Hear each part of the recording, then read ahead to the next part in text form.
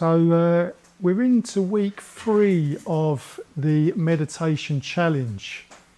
How's it going? How's it going with the challenge? Doing all right? No, come on, it's like nervous laughter. Are you actually doing the challenge?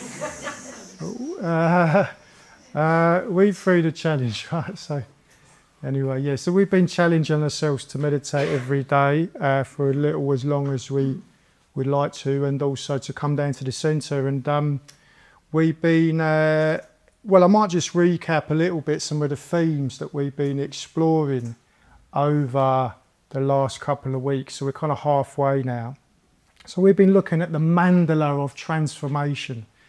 That's what we've been exploring. A mandala is a sacred pattern arranged around what is most important.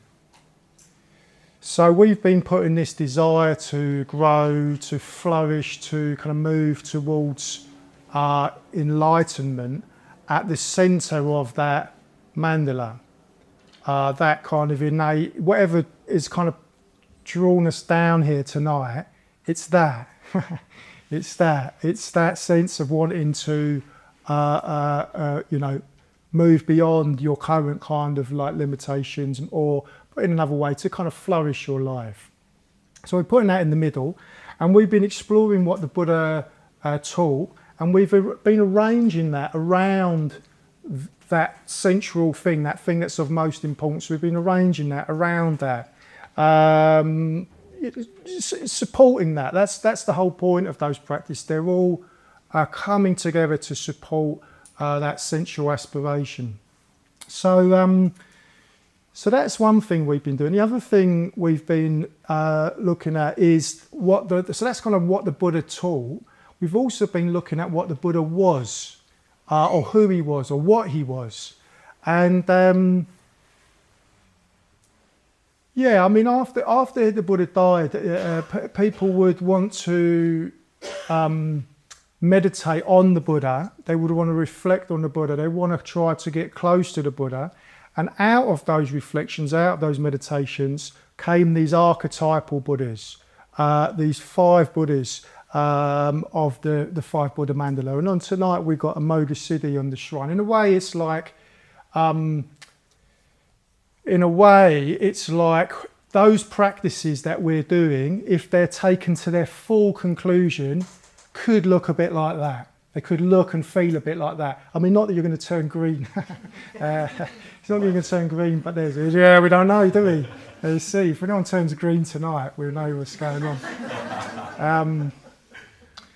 Yeah, it's that they've got kind of, they're full of significance, and they're kind of actually representing elements of the enlightened mind. So we've also been exploring who the Buddha was as well. So in week 1, we had Padmavajra here. If you cast your mind back to week 1, it was Padmavajra. All this is on catch up, so you can find these videos if you'd like to. And Padmavajra was here, and he was talking to us about integration, this great, this part of this sacred pattern, integration, the kind of mindfulness or gathering together of our energies. And the blue Buddha was representing that for us that week. I don't know if you remember the blue Buddha, the earth, with the earth touching mudra, that sense of steadfastness, that sense of surety, a sense of confidence. So that was in the first week. In the second week, we had Maitrinara Bandhu. So last week we had Maitrinara Bandhu, and he was talking to us about positive emotion. How do we love? How do we love? And how do we feel ourselves loved? And we had the red Buddha up on there, Amitabha. The red Buddha is kind of represents all the energies are transformed into love. And now we're into week 3, and we're exploring a practice called letting go. So this is this kind of third part of this mandala now, arranged around what's most important. We're going to explore letting go. And as I said, we've got a Moga Siddhi here. So Moga Siddhi represents the kind of fearlessness of the Buddha. He represents the kind of courage to let go into something bigger, the courage to let go into a vision of life that is bigger, more substantial than we currently inhabit. Yeah, so this theme of letting go, and what it relates to, actually Pranayagosha really eloquently started us off on that on Monday in the meditation class. It relates to the stories we tell ourselves. The stories we tell ourselves to ourselves, about ourselves and about the world, about how things are, about who we are, and who we are in the world and what the world is like. The stories that we use to kind of make sense of it all. And we've all got these core stories that we run. They're called views in, I'm going to talk of them as stories tonight, but typically traditionally they're called views or kind of perspectives. I quite like that idea of view, because that's just how it kind of looks while you inhabit in that view or that story, that perspective. That's kind of how things look. It's very convincing. That's how things look. They're always emotionally charged, often heavily emotionally charged, and they're always physically held. So they're stories that run about who we are, about what we are, what we're about, what we're not, what the world is like, that we hold with a lot of emotion, and they're physically held in the body. So most of the time, these stories are kind of running underneath the radar. They're so habitual, as I say. This kind of, they seem like the perspective we inhabit. So it's like me with my glasses. I don't know I'm wearing them until I take them off, and then then I do really know I'm not wearing them. But so they run under the radar, but they're always shaping us. They're shaping who we are, what we're doing, how we're relating to what's going on, and what we're becoming. They're kind of shaping what we're becoming as they play themselves out. And we can often get very upset, very confused, upset, even go into quite a lot of reaction when these stories are kind of bumped up against, or they're kind of challenged, or they're kind of challenged somehow. I'm not good at parties, or I'm excellent at parties, or I'm undervalued at work, or I'm so capable at work, or whatever it is. I'm fantastic at sports, I'm terrible at sports, whatever it is, they're kind of shaping how we're relating to what's going on. Do you see? So we can kind of notice those stories as we bump up against them in everyday life, usually by a kind of emotional response, and I'm going to say a bit more about that a bit later. But we can also really notice them at stressful times, or times of sudden change, when we thought things were going to be like this, and I don't know, we get ill, someone we know gets ill, someone we know dies, we get made redundant, whatever it is, we get evicted, whatever it is. Suddenly, this whole idea of my life being like this gets completely disrupted, and then you kind of come up against how you think things should be. So I want to just, it's easy to kind of grasp that on a kind of heady level in a way. Probably everyone knows what I'm talking about.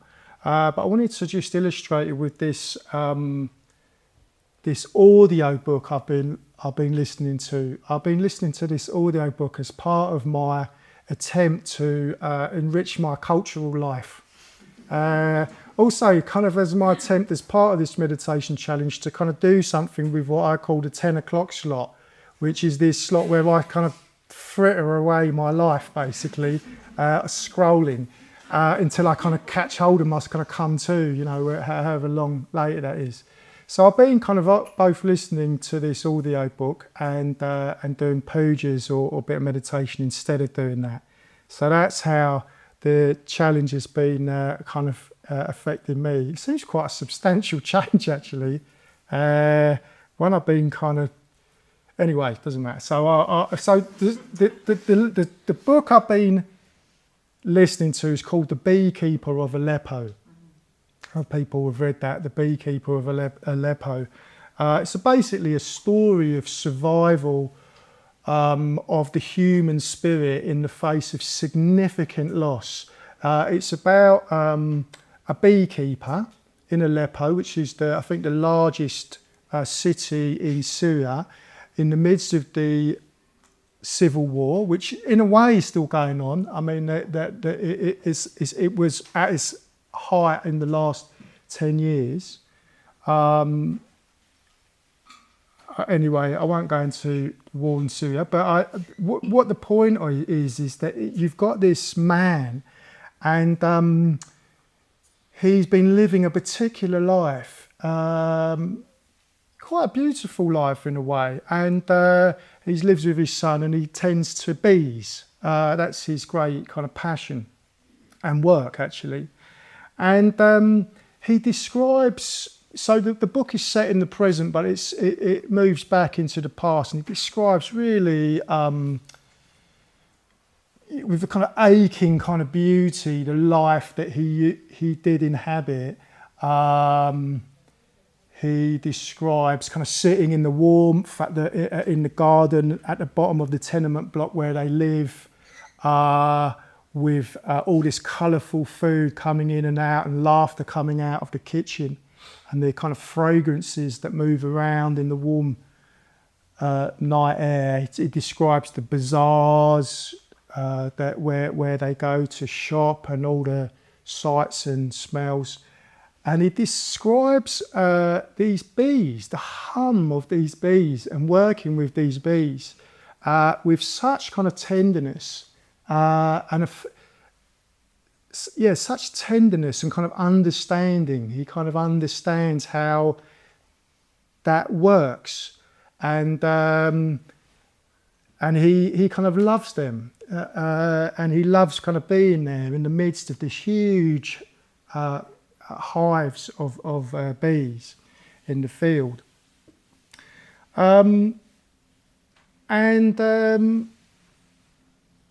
It's very shocking, really, because he juxtaposed that with the harshness of the life that he's now living in the midst of a civil war, and his young son gets killed. His wife goes blind. It's not really clear if she goes blind with grief or with kind of the effect of a bomb. It's kind of left unclear. But his life is kind of destroyed. The bees get burnt. Someone burns the whole hive. He goes to the field and there's just these burnt out hives. And they eventually it just deteriorates so much that they have to leave, and they leave with the aid of human traffickers, which are just kind of operating as a business all through the country. So that's the story, and it's his story of making his way to the UK and all the kind of adventures along the way, really, juxtaposed with this beauty of Syria. Like it just sounds so stunning, and so it's very, very poignant, the whole thing, and sad, very sad. He could easily be forgiven for falling into very strong stories about what's happened to him, and happened to his country, happened to his son, happened to his wife, he could easily fall into that. He could easily fall into very strong stories about what is going to happen to him, because he's in a very uncertain future all the way through the book. He's in a very uncertain future. He could fall into a lot of stories about these human traffickers, his fellow immigrants, the authorities that he encounters all along the way, his wife, his blind wife. There's so many stories he could fall into, which you get the sense could destroy him. Simply put, they could just destroy him if his spirit, if he was allowed himself to fall into those stories. He may grimly survive, if you see what I mean, in spirit, in body, but in spirit he would be completely lost. But he doesn't do that. Most of the time, he really doesn't do that. He doesn't do that. He has this incredible capacity to kind of stay with, to stay open, basically, to stay open to what is happening to him in the moment. And as a result of that, he stays open to these little flowerings of compassion, these little flowerings of beauty, these little moments of beauty and connection that are there available. They are there available, and he's got a kind of keen eye for that. And that all kind of sustains him. And so for example, in this flat of this trafficker in Istanbul, all the men are in one room, all the women in another room, and he gets friendly with this little boy. This little boy doesn't seem to have any parents, and this boy kind of adopts him. Mohammed, he kind of adopts him, and he kind of adopts the boy, and he gives this little boy a map, and this little boy sleeps on this map, and he gives him these little stones, and the boy moves these little stones around on the map to represent his family moving across, through the world, I suppose. And in his version, there's 3 of them. And he goes on to take on this little boy, and there's lots of lovely moments all through the book. In a way, it's a kind of mandala, it's kind of garland of moments of compassion that he finds within the story. Anyway, it's a very sad story. Sorry to make you sad, but it's a very sad story. But in some ways, very stirring one, very kind of compelling story as well, and quite inspiring in a way. My sense of Nuri, the main character, is that when things were going really well for Nuri, or just he didn't know they were going really well, he was just living his life, he cultivated a tenderness in himself and an openness to life, which then, when things started to dissolve and disintegrate, sustained him. And he was able to keep letting go, basically, keep letting go of these stories that might have otherwise kind of destroyed him, and stay present to opportunities for love. So I'm going to say a little bit more in the second half about views and how we kind of work with them. But for now, I think we just do a little meditation together. Yeah, so what about us then? We're not actually living in a war zone. Feel like that bit sometimes. Trying to get down through Brixton Tube in the morning or whatever it is. But it's not a war zone. It's far from a war zone. But nonetheless, those stories are incredibly strong. You don't need to be under that imperative physical stress to realise that you're kind of running these stories, or these stories are running you in a way. And I think I think these stories go very deep into who we think we are, into our sense of self-identity, and so they run very deep. And as I said, they're kind of they run below the radar. So we've got these kind of ideas, and they run below the radar, shaping things. They're always emotionally charged, always held with a lot of emotion, even if you don't realise it, and they're physically held in the body. That's how we know in meditation, isn't it? We know when we're kind of in something strong, because it's in the body. It's the mind is busy, but the body is tensed around what's being played through. But it's important to point out that these stories have often got a kind of lineage of sorts. They've kept us safe often. They've kept us kind of protected. They're a worldview that kind of help keep us kind of buffered somehow. But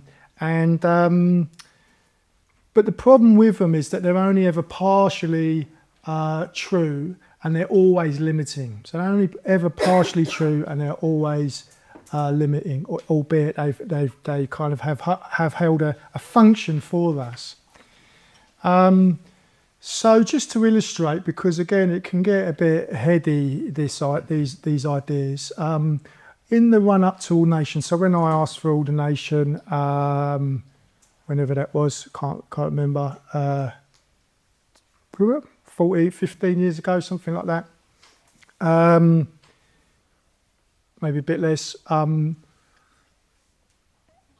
The practice intensifies in the ordination process. Practice intensifies, the retreats intensify, and the meditation, the amount of time you're spending in silence on those retreats, the study. And when you're studying, you're kind of studying yourself.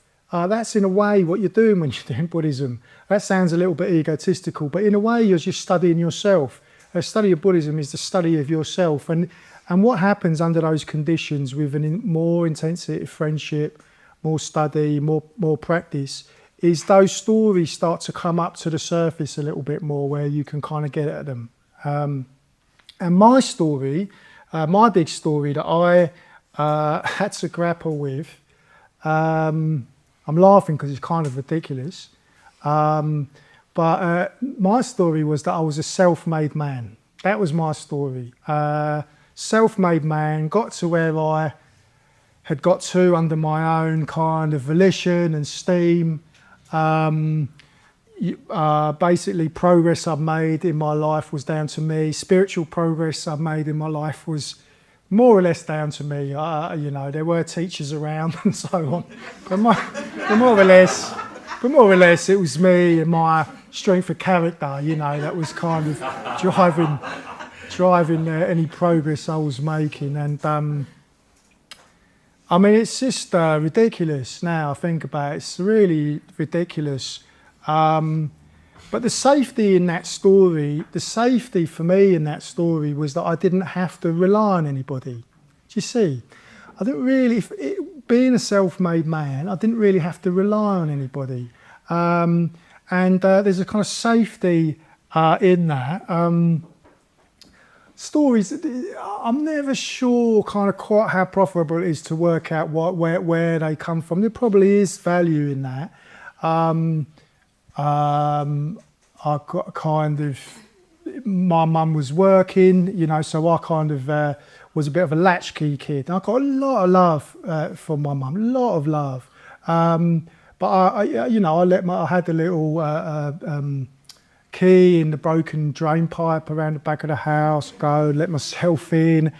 And when she come back, she might bring some takeaway for me. So I quite like that. But So there was that kind of sense of self-reliance. We moved when I was 13. We moved down to Exeter, moved out of London, left all my friends, left my school, everything I knew, moved down to Exeter. And kind of it was like, I couldn't understand it's like a very different world, you know, much less diverse. People just seemed to kind of operate a bit differently. I couldn't quite understand where I fitted in, so I moved between different kind of groups. You know, I became a bit of one of those guys that could kind of move easily between different kind of groups. Hip hop group, the spray can group. They were the same group actually. The hip hop group and the spray can group. You know, the footballers, the skateboarders. That was the one. Etc. Etc. So I kind of had that. You know, there was a bit of that. Who knows? You know, and also I did have that kind of entrepreneurial drive, which now is kind of more harnessed in the Dharma, fortunately. But there was an entrepreneurial drive in me, and you know, selling stuff to schoolmates. So I had this idea developed very kind of early on. You know, that I was my own man. I was this force, and I really didn't want to kind of take on board all the evidence to the contrary, all the kind of startling evidence to the contrary, really. Yeah, kind of allied to that is a sense of capacity, you know. So I still have that to this day, you know, a kind of sense of capacity. And when I feel myself as incapable, I feel slightly unhinged, you know, like something's going wrong, you know. So there is still kind of ways that is moving through my life.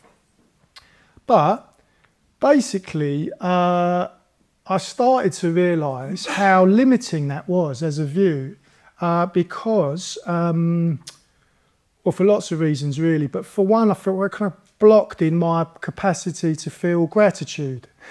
If you're a self-made man,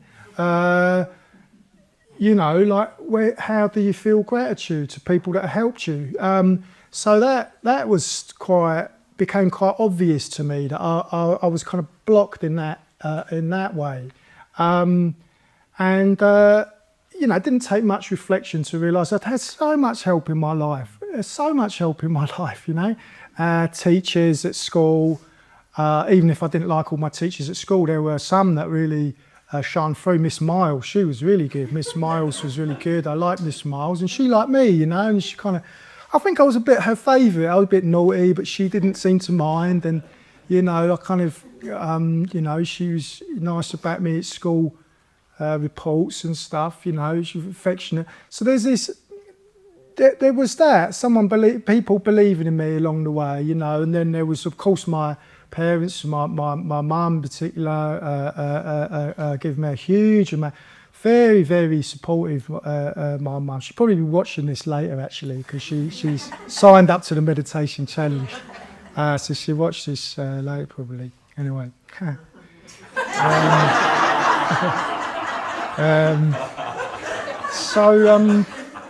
Yeah, lots of things really. I've had also financial help. I haven't kind of, you know, I had my own business and blah blah blah, but I had lots of help.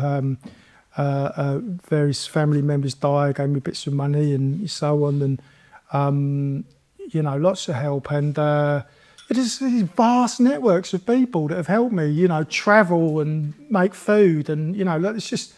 It goes on, doesn't it? Once you start unraveling, you realise you just kind of you've been given so much. So that was really helpful, and it's still unfolding. If you see what I mean. As I say, these stories, they don't. It's not a once and for all thing. I don't think with these stories, they persist in subtle ways, and they shapeshifters, and you need to keep finding and seeing them. That's the point, really. Just seeing how that's playing out. So yeah, so I think the benefit of looking into that story in that way is starting to trust. Starting to trust more, particularly my teachers that have helped me, particularly my Buddhist teachers that have helped me, and go and kind of check things out with them. That's how I talk about it. I don't talk about kind of looking up. I talk about they're kind of people I go and check things out with, because implicit in that is I'm open to them. You see, I'm open to them and open to what they've got to say, and I've learned to some degree to cooperate. When you're a self-made man, you plough your own furrow, right? So I've learned that actually there is much more to be gained from cooperation, a kind of coincidence of wills, as our teacher Bhante calls it, a kind of coincidence of wills coming together. This Buddhist centre is a coincidence of wills coming together, bringing something into being, much more than I could have done in my self-made man mode, if you see what I mean. So that's another thing, and to be more open to friendship and appreciation, really, and just being able to appreciate others. So all of that, you see, like that story kind of held me, but you see, it left so much out, so much of value, so much of a much deeper value that I want to really align myself to more fully, if you see what I mean. So hopefully that illustrates a story to some degree. So yeah, anyway, the teaching of stories comes out of the tradition. It's not talked of as stories, talked of as views or perspectives on life. And it comes out of the anatta or no self doctrine. It's probably the most, pound for pound, the most misunderstood doctrine in the whole of Buddhism, the no self doctrine.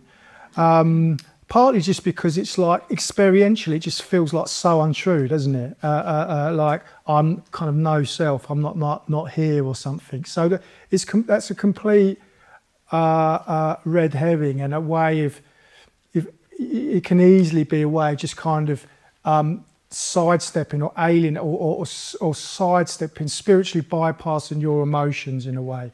Oh, I'm not kind of there isn't a self, So you can really get kind of lost in the wrong way in that, because the no self doctrine comes out. It's just shorthand for no fixed and separate self. No fixed and separate self. There is just bhavana, there is just becoming, there is just this unfolding, and that's all there is. There is just this unfolding, and that's all there is. There's just this constant kind of change. We're very physically and mentally very different from what we were like when we were babies, aren't we?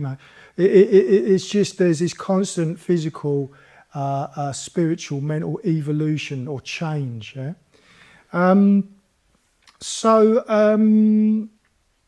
There's nothing kind of stable, and this imputed continuity, which we identify with as ourself. This is me. It's held in place. That it can't be open and flourishing. It's held in place by stories.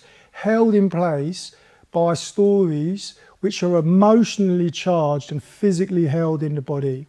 That's how it's held in place, and it's held in place also by the kind of sense basis. From the sense basis, we get a sense of me in here, don't we? A very strong sense of me in here and everyone else out there. And you've got the same sense, and we all kind of feel like we're inhabiting me in here, and then there's a kind of world out there. And interestingly, in meditation, that all starts to break down. This sense of inside and outside starts to break down, because at the level of consciousness, it doesn't make any sense at all where that's kind of where that's happening. So that all starts to fall apart in meditation, and things can start to really open up as a result of that. So this is this sense of not being fixed and not being separate. So the sense bases can kind of, as you start to explore the sense bases in meditation, the sense of sight and smell, sound, the mind is also a sense in meditation, in Buddhism. So you've got these six senses, you've got the mind, the thoughts that are getting thrown up. What you'll just find is this constant change. They're just constant change, even in the physical field, in the visual field. Just stare at a block of flats. It's completely unstable. Your mind flits around. The visual field is just a representation of the back of your head. It's very unstable. There's constant. There's a kind of sense of movement. Like the what feels so tangible and fixed with any level of kind of exploration starts to feel more fluid. Same with sound, same with any of the sense bases. So that's something we can do in meditation very directly. We can explore through the senses. You get to this sense of openness by going through the senses. So that's one thing that can happen in meditation, is you start to relax this sense of separateness. And then you start to notice also, with a basis of more integration, basis of being more gathered together, more emotionally kind of available and present, you can start to get at your stories. And stories are kind of, it's a sensitive business, getting at stories. You've got to be sensitive about this. All the stories we run, I'm useless at parties, I'm fantastic at parties. They all set up these self-fulfilling prophecies. I mean, I'm useless at parties, it sets up an expectation, doesn't it? So you're just looking for evidence. And you might walk into that party and somebody just kind of doesn't catch your guys. You're like, oh, that's it. Confidence goes. I knew it, So there's this constantly self-reinforcing. I'm fantastic at parties. Is interesting because when suddenly you get socially awkward, unexpectedly, you have to say something up front or something happens, and you feel very embarrassed because it's so contrary to that idea of yourself. You see what I mean? That's where, in a way, embarrassment kind of comes from. It's a kind of disjoint between who you think you are and what's actually happening. So, both of those things, both of those views, I'm fantastic at parties, I'm terrible at parties, they probably both come out of an idea you had when you were a teenager, that to be socially awkward, it means there's something wrong with you. Do you see what I mean? We get those ideas, and then they turn into views, if you see what I mean. Teenagers are, it's so present to you, like how you are socially, isn't it? So, of course, views kind of, I don't know, they kind of construct themselves around that, whether you're good at that, whether you're not good at that. Do you see what I mean? And that can all start to come up to the surface in meditation.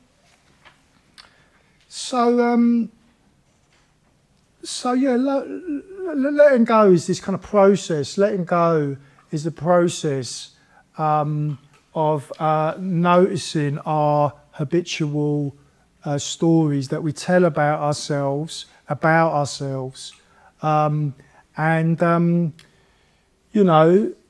where do they come from? Like I say, they can get transmitted through family or culture or little incidents that happen. can kind of we construct an idea around them, and then that idea does need to be sensitively kind of dismantled if we're going to come into a deeper relationship with kind of ourselves and with life. And through reflection meditation we can do that. And with friends are very good as well at that, because they can point stuff out to you, can't they? Your self-limiting ideas, they can point those out to you, and challenge you a little bit. Is that true? So that's a very good way to get at it as well. Why we've got to be sensitive in this area is you start to dismantle things like your stories that might have kept you kind of held. You may start to get a sense of you don't quite know who you are. Yeah? And that's that can be quite kind of like scary, really. Some of those spaces open up in meditation sometimes, like, who am I, I mean, the strongest version I had of that was coming down off an acid trip when I was a teenager. And I was trying things out, my name and who I was, and my address and my family's. It all was just so transparent, as none of it was patently who I was. So obvious. I was just in this huge, kind of expansive, limitless kind of space, and I was terrified. I kind of felt terrified. I vowed, I'm never going to let that happen again. I'm going to be a definite person. What am I like? What are my definite things that I'm going to be? And I mean, gosh, ever since I got into Buddhism, I've been trying to get back to that place. And I can do it now, and I can do it. And the difference is metta. That's why it's so important to have a basis of metta, a basis of love, a basis of acceptance of our, of our humanness, really, to kind of hold that space as those stories start to become a bit more dismantled, or we start to see through them. So it can be scary, some element of safety in the familiar, scary to step outside of that, challenging. It's challenging because it may force us to come more into a relationship with others. Sometimes stories, certainly my stories, have kept me boundaried and willing to go so far in friendship, for example. And I'm I've really benefited from seeing through that. But it sets up a challenge, because coming into more relationship with other people, gosh, that's a thing, isn't it? That's quite a thing. We've all, you can be let down, you can get upset. Like you're opening yourself to other people. We need metta. We need metta to kind of hold that. It's so important. And it can be humiliating. I mean, on the ordination courses and retreats, and on the long course, the 4-month course up in Spain, up in the Spanish mountains, sometimes it's humiliating. Just seeing my mind, especially in the kind of silence. Sometimes there was long silences for a week or two. Just seeing my mind, how I was constructing things, ideas about people, ideas about who I was and what other people were like, humiliating, embarrassing. I had to kind of then talk about that, with people as I come out. It's humiliating. But this is the mind, this is the human condition. And if we don't talk about it and we don't get that out in the open, it will just keep running us, really.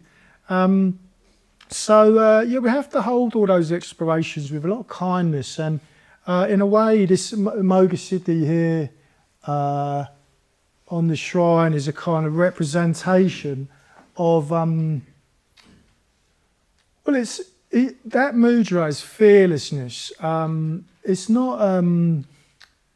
it's not like a kind of bravado. It's not like me going and travelling with my no fear cap, through Australia, riddled with fear, but like got my hat, so it's all fine, It's not that kind of bravado. It's what it could look like. It's what it could look like, what it could feel like if there was nothing to protect.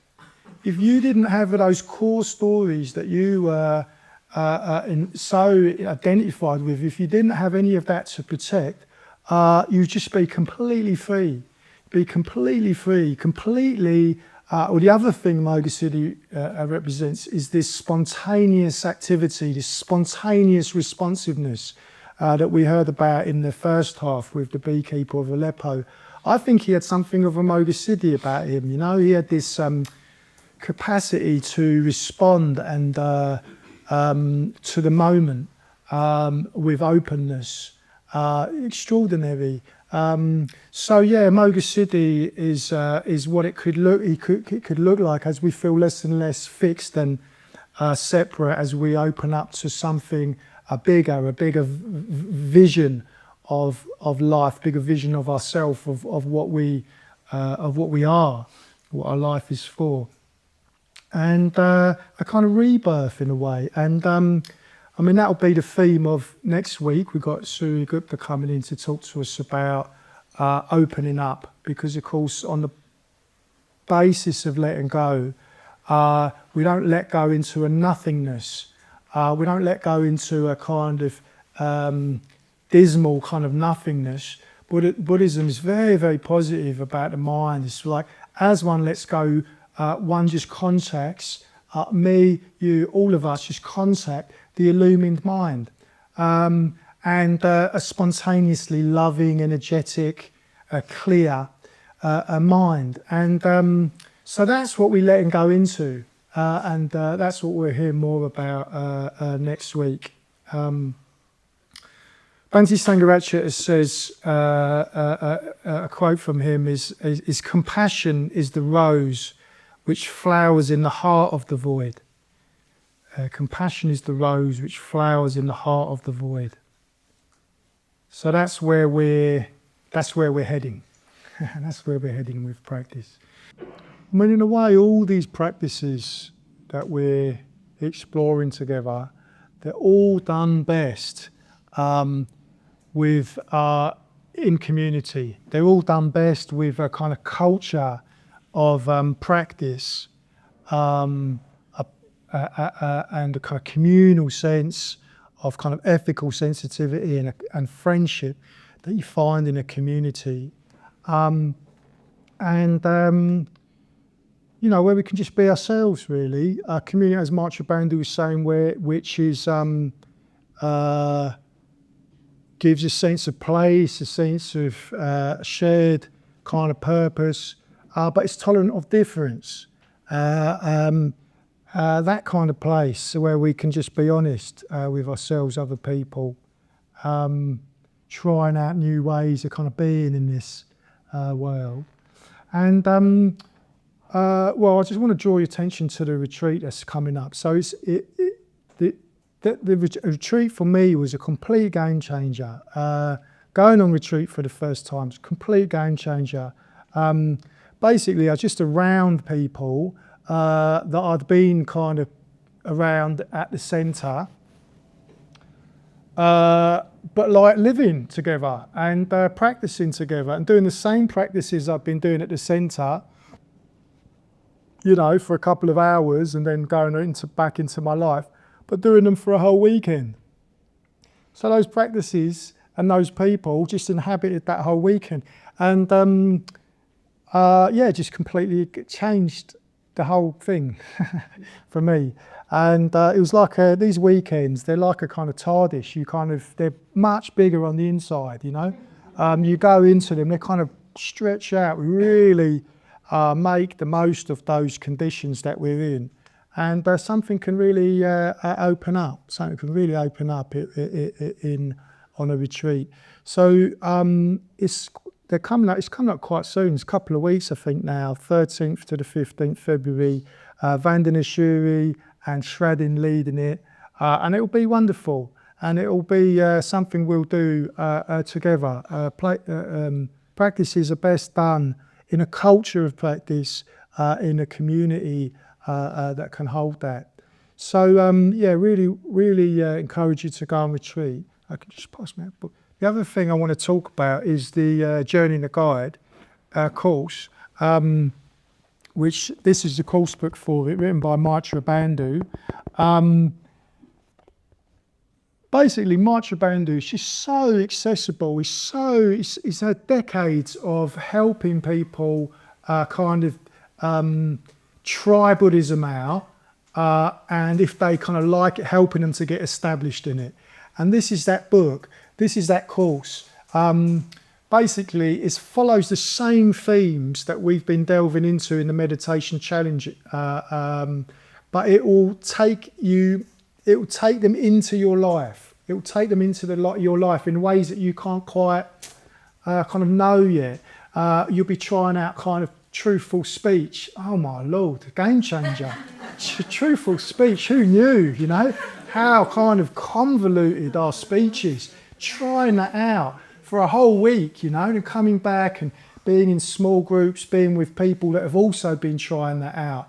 God, who knew, you know, how the shenanigans that we make with our speech, you know, just trying that out, trying out a generosity, generous acts, unsolicited generous acts, you know, not holding the door for someone and being a bit miffed when they don't say thank you, no, a kind of unsolicited generous acts, and noticing your responses when you're doing them.